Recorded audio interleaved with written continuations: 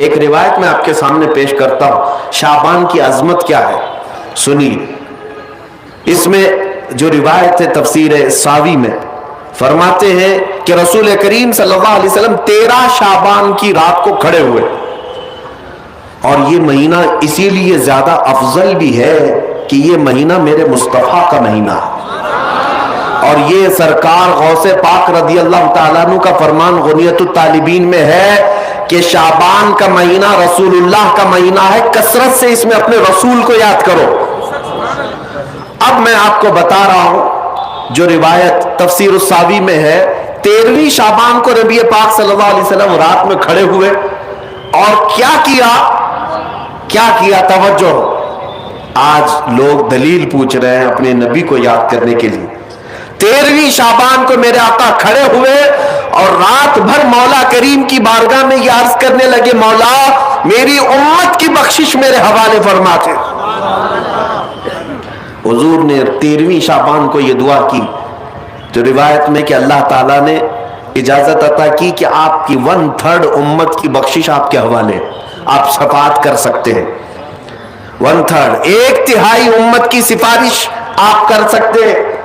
14ویں رات کو پھر میرے آقا صلی اللہ علیہ وسلم کھڑے ہوئے، رات بھر عرض کرنے لگے، مولا میری امت کی شفاعت میرے حوالے کر دے، ان کی بخشش میرے حوالے کر دے۔ اللہ رب العزت نے 14ویں شعبان میں نبی پاک صلی اللہ تعالیٰ علیہ وسلم کو حکم فرمایا، 2/3 امت کی بخشش کی شفاعت سفارش آپ کے حوالے ہے، 2/3 امت کی سفارش آپ کر سکتے ہیں۔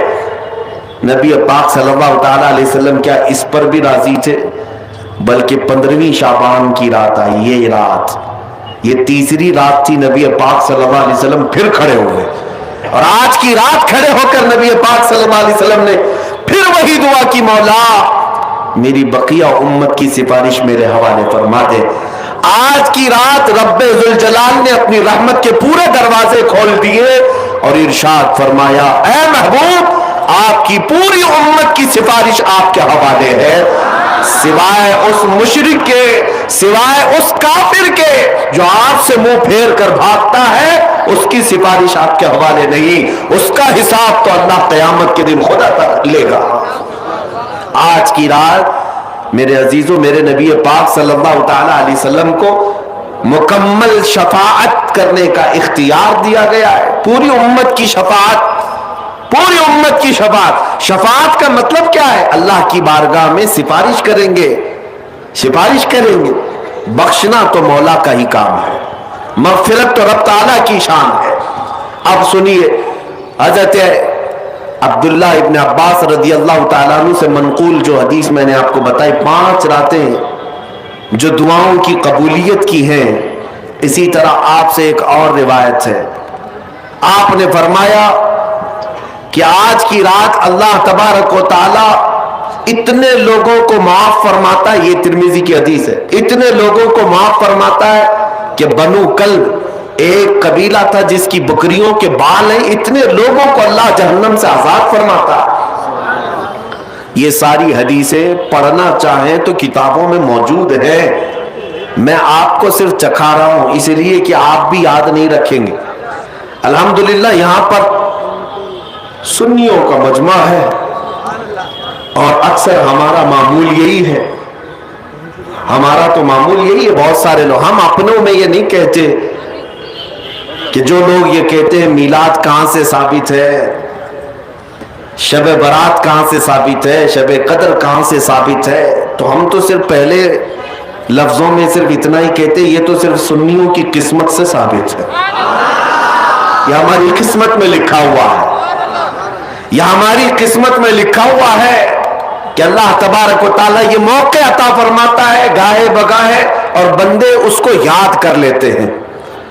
عزیزان گرامی اوقات، اور ایک حدیث، کیا قبرستان جانا چاہیے نہیں جانا چاہیے، اس پر بھی بڑے اعتراضات ہیں۔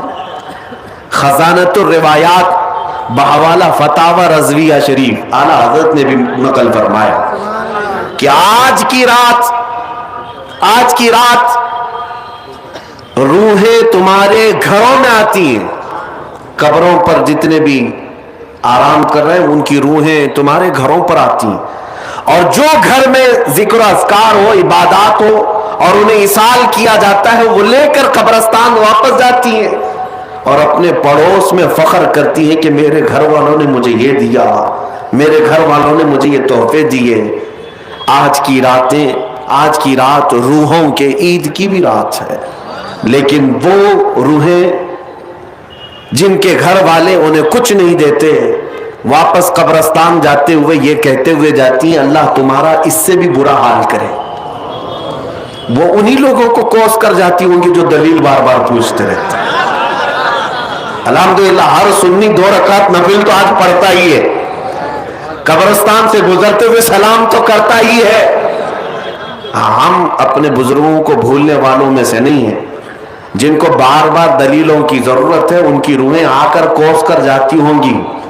बहरहाल ये शाबानुल मुअज्जम का महीना, जिसके मुताल्लिक तारीख ये है कि एक तारीख में आपको बताऊं, इस महीने की एक और तारीख है कि सैयदना मूसा अलैहिस्सलातु तस्लीम को नबूवत इस महीने में मिली। हजरत इब्राहिम खलीलुल्लाह को अल्लाह ने नूर मारिफत इस महीने में दिया। उससे बड़ी चीज ये है, नबी पाक सल्लल्लाहु ताला अलैहि वसल्लम इसी महीने में मक्का वालों के मुतालबे की वजह से अपना इशारा चांद की तरफ करके 2 टुकड़ों में तब्दील फरमाया था। तो शक्कुल कमर का जो मौजज़ा मेरे आका का है, वो शाबानुल मुअज्जम में पेश आया, वो शाबानुल मुअज्जम में आया है। मैं ये इसलिए अर्ज कर रहा हूं कि लोगों को इंडिपेंडेंस डे याद तो है, रिपब्लिक डे तो याद है।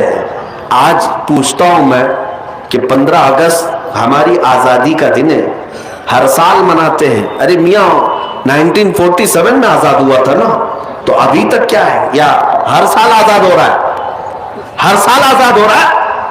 नहीं, एक बार हुआ था, लेकिन उसकी खुशी अब तक मनाई जा रही है। इस पर किसी को एतराज नहीं। मियाँ हम भी मनाते हैं, हमें भी खुशी, हम इसी मुल्क में रहते हैं। लेकिन जिनको शब बारात नहीं मनाना, शब मेराज नहीं मनाना, शब ईद मिलाद नहीं मनाना, उनके मदरसों पर तो झंडे 15 अगस्त को पूरे दिन भर लहराते रहते हैं। क्यों? इसलिए कि डर है हुकूमत पर जो बैठे हुए हैं। बस फर्क इतना है, दलील पूछने वाले अपने आकाओं से डरते हैं और सुन्नी अपने आका से मोहब्बत करते हैं। तुम्हारा आका तुम्हें मुबारक, हमारा आका हमें मुबारक। अल्हम्दुलिल्लाह हम अल्लाह और उसके रसूल की रजा के लिए जी रहे हैं और नबी पाक सल्लल्लाहु ताला अलैहि वसल्लम की मोहब्बत के लिए जी रहे हैं। इकबाल ने सच कहा था, डॉक्टर इकबाल ने, हमें करनी है शहंशाह बतहा की रजा जोई, हमें करनी है शहंशाह बतहा की रजा जोई। वो अपने हो गए तो रहमत परवरदिगार अपनी